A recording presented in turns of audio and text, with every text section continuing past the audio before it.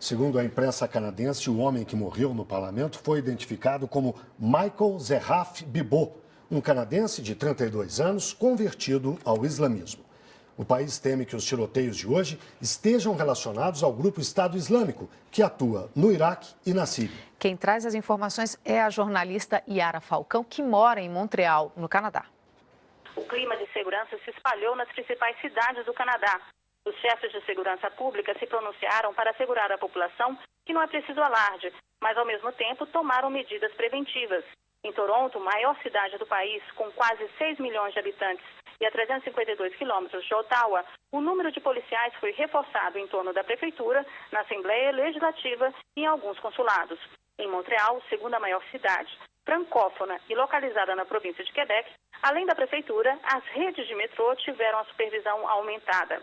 O fato soma-se a outro atentado ocorrido ainda ontem, a 32 quilômetros de Montreal, em que um militar foi morto ao ser atingido por um carro conduzido por um jovem simpatizante de ideais radicais islâmicos. Isso colocou em dúvida a preparação da segurança canadense contra atos terroristas, quase um mês após o governo federal ter aderido à coalizão liderada pelos Estados Unidos de combate ao grupo jihadista Estado Islâmico. E eu converso agora com Emir Sader, que está no Rio de Janeiro.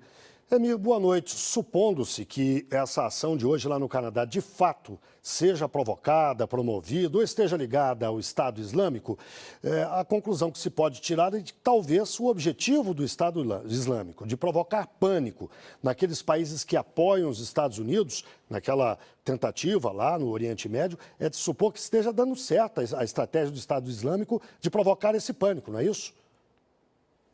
Boa noite. Eu acho que é isso mesmo. Seja ou não vinculado a eles, basta a suspeita, já semeia a ideia da incerteza, da insegurança. Além do mais, como diz a repórter de lá, houve já um atentado atribuído a alguém ligado aos islâmicos e com essa ideia de que tem muitos militantes ou jovens ocidentais na Europa, até no Canadá e nos Estados Unidos, que estão vinculados a eles. Portanto, não tem nem aquela ideia da identificação que tenha que ser alguém de origem árabe.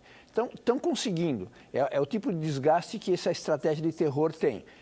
Basta ter uma ação agora, pode ser que não façam mais nenhuma, mas vai criar uma situação de incerteza, de insegurança, numa enorme quantidade de países, exatamente aqueles que decidiram participar com os Estados Unidos do bombardeio do Estado Islâmico. Então, o efeito psicológico está sendo conseguido. E se de fato a ação foi promovida pelo Estado Islâmico, seria surpreendente o poder de fogo, a capacidade deles de agir em outro continente, no coração do inimigo, de certa forma, não? Pois é, com relativa rapidez em relação à decisão do governo canadense. Então, mas o que mais surpreende, eu diria, é a força militar que estão mostrando na Síria, na Turquia e no Iraque. Há vários atentados perpetrados dentro da capital do Iraque, que tem semeado também uma situação de incerteza e de pânico, porque eles estão concentrados no norte do país, se enfrentando com as tropas curdas. Quando há uma ofensiva forte, eles não resistem, se retiram e vão atacar em outro lugar, que é típica estratégia de guerrilha. Então, a preocupação maior lá na região agora é que em Bagdá existe uma série de atentados feitos, atribuídos e assumidos por eles. Então, estão se deslocando usando o fator surpresa, que está dando um certo baile nas tropas ocidentais, que continuam a bombardear, mas sem infantaria para enfrentá-los no terreno, no território. Emir Sader, obrigado, uma boa noite.